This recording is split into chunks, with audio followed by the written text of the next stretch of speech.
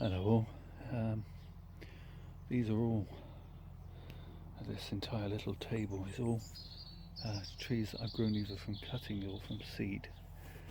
All of these, for example, these are all saguaro cypress that I've taken cuttings from a couple of years ago from the formal upright and the windswept project of mine. Some of them are quite big trees now.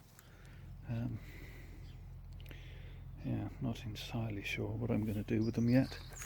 I had thought I might take a couple of these and try to make something of them, because well, they were quite small when I put them on this tabletop and they were all getting a fair amount of light, but now they're beginning to die off at the base because they're not getting enough light, so I'm going to have to move them and do something with them. I've got quite a sorry looking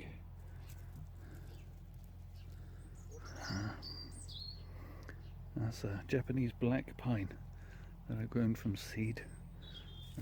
Hiding in the middle of there some juniper, quite a tall juniper there, Cryptomeria japonica, some more pine seedlings. That one's not done very well at all, that's going to have to be moved. That's got a self-seeded birch. So another juniper. Yeah, okay, so I'm going to choose a couple of these saguaros to make a video on and upload that to YouTube. And I'm going to have to do something about spacing these out a bit more.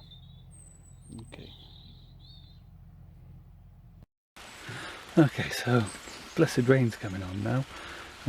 But I'll just quickly show you a few of the trees that I've done. These are some of the saguaros. I've just cleaned them up and took out a lot of the dead leaves where the sun hadn't got to them from the centre, and opened them up, root pruned them, put them back into the same pots. You know, who knows where they'll go in the future, but they're pretty enough little trees. Yeah, may or may not do something with them, maybe part of my retirement plan. But yeah, so here's one anyway that I haven't tackled yet, and immediately I'm looking at this and I'm thinking I could do something with that in terms of a windswept tree. So they are really difficult to get out of the pot because they are quite pot bound.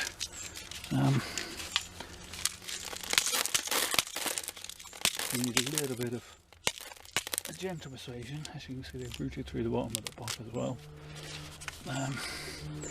This does appear quite brutal, but as you can see, well root bound.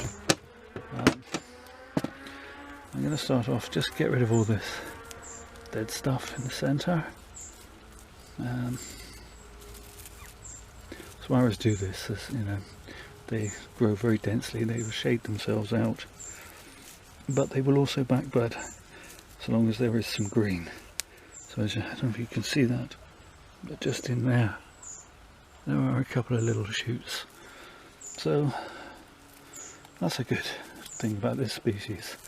That and the fact that, as I say, it's, you know, so nice to handle compared to other junipers and things that can be, you know, really quite spiky. And you know, if you ever grab the wrong part of a hawthorn, for example, I know it's a deciduous species, but you know, with the thorns they can give you a nasty spike. Junipers can be just as rough on your hands, to the point of almost you want to wear gloves when you're handling them. Okay, so there is a little tree. To me, this part of the tree wouldn't be there. It would be wiped out by the wind, but maybe it would have left a little gin. I'll take out a couple of these pieces in the centre there as well.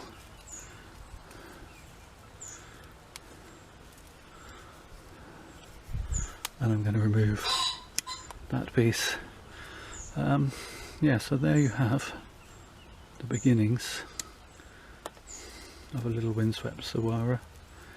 Take out that piece.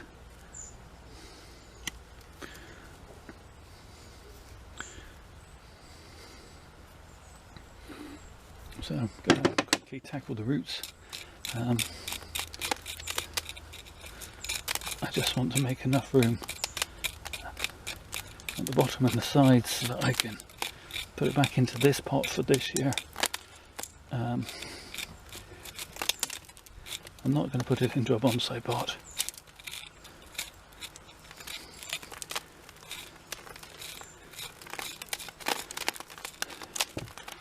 And who knows, you know, when it comes out of this next year, you know, I may decide windswept's not the way for it, but it's a start. And that's the kind of things I do with these trees. They're in these 9cm pots. I do the same with the deciduous trees.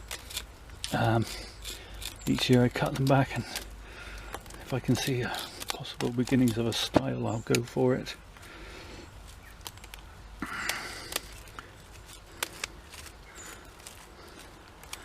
I'm just hoping this is not going to come to too much of a heavy rain, and it's just going to hold off while I at least finish this tree. Take off these young shoots. That piece can go.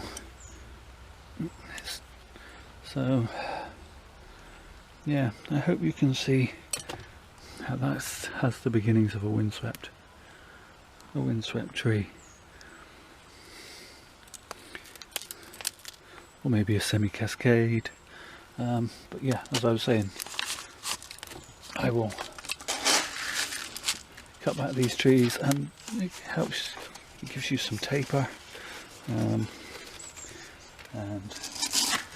changes in direction. It gives you some of that movement in the trunk that makes it look more natural.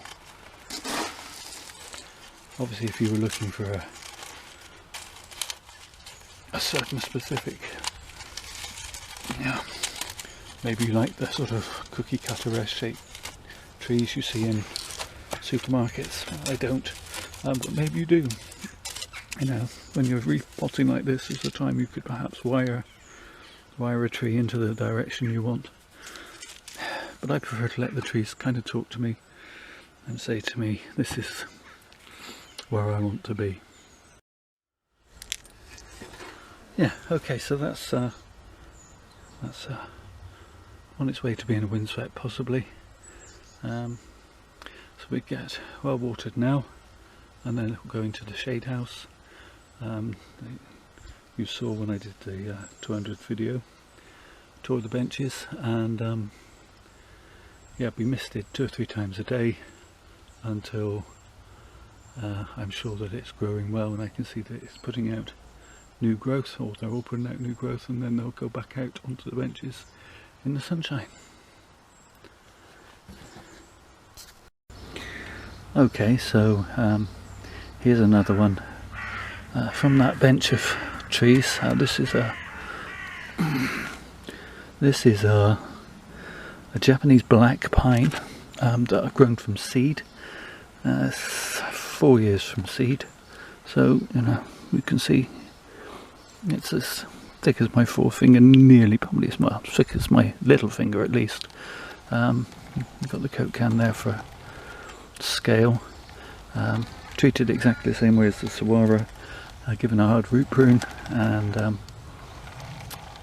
placed into, in this case, into a seed tray, given quite a hard prune back. It was probably twice as high as this, so I've lost perhaps half the top growth as well as losing a lot of root, so I'm hoping that that will keep it in balance, and that's all I'm going to do to it for this year. I'm going to mist it 2 or 3 times a day, and hopefully keep it alive. And this will be a tree we can then work on in the future. And then I also, this is a Japanese red pine. which again